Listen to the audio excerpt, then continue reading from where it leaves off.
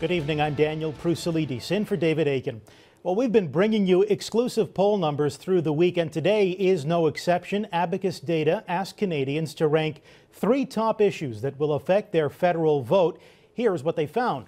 The top issue overall is healthcare, with 19% naming the issue. Another 13% of respondents named taxes, and almost the same proportion talked about job creation as well as accountability and trust.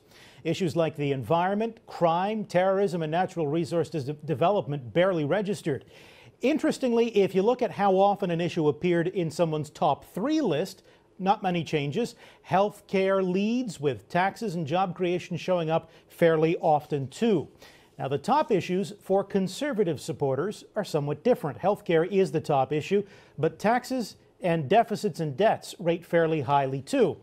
Liberal supporters are not that different. They're even more concerned about health care, but taxes is their number 2 issue as well. However, Grits are more worried about job creation than balancing the budget. NDP supporters also put health care at the top of their list, but look at issues 2 and 3 for them.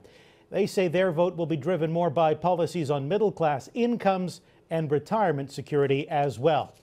Now, Abacus Data conducted its online survey between January 14th and 18th. The results using traditional polling methods would have yielded a margin of error of plus or minus 2.2%, 19 times out of 20. Sun News caught up with NDP leader Thomas Mulcair in Edmonton to get his reaction to poll trends showing the Liberals in top spot in national popularity, with the Conservatives in second and his party, the New Democrats, trailing in third spot. Here's Mulcair's reaction to the federal Liberals' lead. Well, we're 18 months out from the next election, and that's why we're working hard across the country. We know we have our work cut out for us, but for the first time in our history, we're poised to form a government. The NDP is the official opposition. We're seen by Canadians as a government in waiting, and we're going to keep working hard, listening to Canadians and putting forward concrete ideas. That's what we did on energy before Christmas. That's what this affordability tour is about, very concrete proposals for Canadians. We're going to keep putting that sort of idea forward and work very hard towards the next election. Now, while Mulcair was on the defensive in Western Canada today, Justin Trudeau played offense. His victim, Prime Minister Stephen Harper. Here is the leader of the Liberal Party from last night in Edmonton. The unfortunate truth about politics these days, the dirty little secret, is that the politics of negativity, of division, of wedge issues, of micro-targeting, unfortunately, they work.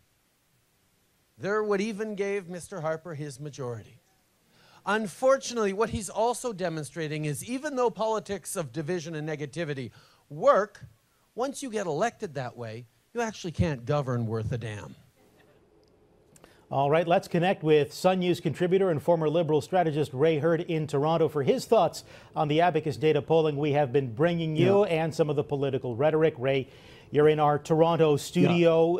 Just your comment first off on the horse race numbers that seem to show a fairly solid Liberal lead. Yes, but as Mulcair said, there's 18 months to go. Justin Trudeau looks good. He's charismatic, but I don't think he has much weight or gravitas. And in the next 18 months, Canadians will be looking to see if he has real answers, apart from wanting to legalize marijuana. So it's going to be an interesting 18 months, I think. If he's going to give any policy prescriptions, he might want to look at some of the polling, polling that we've been talking about what issues are top of mind for Canadians. And regardless of which party respondents supported, according to the Abacus Data poll we just talked about, health care comes out on top, and taxes is actually a fairly big issue for people as well. I'm quite surprised to see that health care, Canada has a terrible health care system. It's never going to change. They're whistling Dixie if I think it is. I think by the time of the next election, the number 1 issue will be the third one on some of these lists today. That's jobs. Why do I say that, Daniel? Because unless Canadians have jobs, they cannot pay the taxes that support the healthcare system.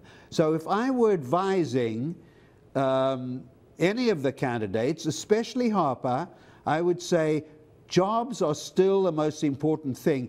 You talk to younger Canadians, those under, say, 26, 27, a lot of them are unemployed, a lot of them are highly educated, and they're very frustrated and very sad about this. So I think jobs, unless the economy really picks up, and today's markets were down again, there are lots of problems in the so-called developing world markets, which we didn't expect. So Canada, which exports commodities, will have a rough road ahead of it unless the global economy doesn't pick up, and that will make even worse the crisis we have in Canada about jobs, especially for young people. Well, it's almost like we're back to 1993. Jobs, jobs, jobs. That's what Jean Chrétien ran on and won on. Yeah. And you're suggesting that in 2015 it'll be a repeat. I think it will, unless something miraculous happens to the global economy. We're part of the global economy. Sometimes Canadians forget that. And I also think that Harper's visit to Israel is going to help him because he's emerged as a statesman. The Liberals and the CBC accused him of trying to buy votes from Canadian Jewish voters. Well, guess what? There are 3 times as many Muslim voters in Canada as Jewish voters. So I don't think that Harper can be accused of playing politics. I think he said the right thing in Israel, which is we support it because it's the only democracy in that area. And this could be an issue. Foreign affairs, because of the globalized economy, could be quite an issue, although normally in Canada it isn't a big issue. Let me ask you about one of the polls we talked about yesterday, and this was the question of leadership of the Conservative Party. Should the Prime Minister retire after the 2015 election? 44% of those asked chose none of the above, and they had 5 other choices of current sitting ministers, some of them fairly popular, like Peter MacKay. 24% chose him, 19% chose Jason Kenney, for example, but almost half said, no, thank you, no one.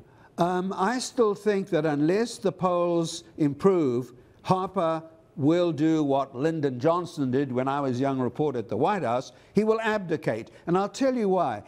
The one thing Harper doesn't want is to lead another minority government with all the problems that causes. And if the polls, which will change over the next 18 months, if they don't show he's got a good shot, I think he will step down. And I think that's the reason we're hearing and seeing so much from Jason Kenney, Peter MacKay, James Moore, and other potential candidates. But they have to tread warily with Harper. They mustn't appear to want to push him out. They must appear to be ready and able to fill the gap if he does decide to do what I still predict he will do, unless the polls improve, and that is take a powder and quit. And there is another person we must discuss when we talk about potential leaders, and he's deputy head of CIBC Bank. Jim Prentice was a very good MP. He quit quite early to go to Bay Street to make money, which, by the way, is what John Turner and Jean Chrétien of the Liberals did. And I'll tell you why he looks so good to me. He doesn't carry any of the baggage of the Senate scandal and the other things that have happened during the last year or so to the Harper government. So in that sense, he's more kind of a loner who was not complicit in these huge problems, because the Senate problem, unfortunately for Mr. Harper, is not going to go away. Mulcair is going to keep it alive. And Canadians, by and large, hate the Senate, and they hate senators. And just very, very quickly, Ray, it's interesting that you mentioned Jim Prentice, because he was one of the choices that people had, that Conservative supporters had. He was near the bottom of the list, barely registering above James Moore. And I suspect there might be a little bit of caucus resentment if he should try to go for the leadership. You weren't here to take the, I can't think of a polite word, the excrement while we were taking it. Now you want to traipse in and lead us? I don't think so. But there is a history of that happening. I can give you so many examples. Chrétien, Turner, Richard Nixon. There are lots of leaders who've come out of exile almost, and being on Bay Street helps him. The other thing I think we have to bear in mind is that Justin Trudeau is very far to the left, so the big contest is going to be Trudeau versus Mulcair. But that leaves an opening for the Conservatives, whether they're led by Harper or someone else, to appeal to what I call business liberals like me who are on the right side of the party, and Prentice would have appeal for those right-wing liberals, and so, frankly, would Peter MacKay. Very interesting, Ray Hurd. Thank you again. Thank you very much.